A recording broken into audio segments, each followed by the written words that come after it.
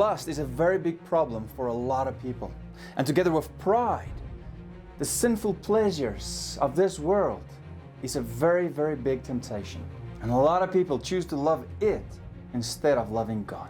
1 John 2 verse 15 says, "Do not love the world or the things in the world. If anyone loves the world, the love of the Father is not in him.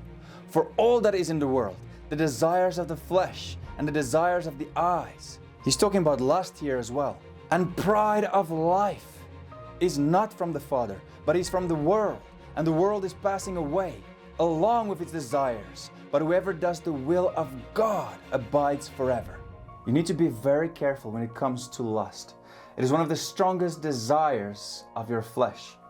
And it's not just about your actions, cheating on your partner or something like that.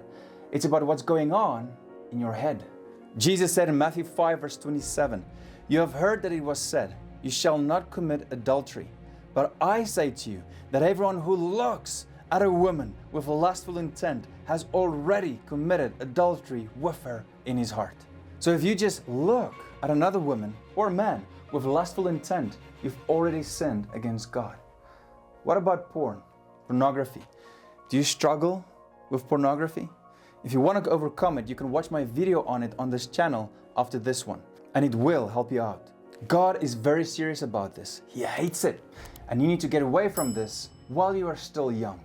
2 Timothy 2 verse 22 says, "So flee youthful passions and pursue righteousness, faith, love, and peace, along with those who call on the Lord from a pure heart." Don't deceive yourself. Lust can bring down any Christian, even the most mature Christian, if you are not on guard. Just look at Scripture, all the examples of David, Solomon, and Samson. They all fell hard because of lust. James 1 verse 14 says, "But each person is tempted when he is lured and enticed by his own desire. Then desire, when it is conceived, gives birth to sin. And sin, when it is fully grown, brings forth death." Now listen up, this is very important. You need to learn to push those evil thoughts out of your head the moment they surface. Don't give them time. If you act in the Spirit, you will push it out. If you don't, if you live in the flesh, you will let those thoughts continue and then sin against God.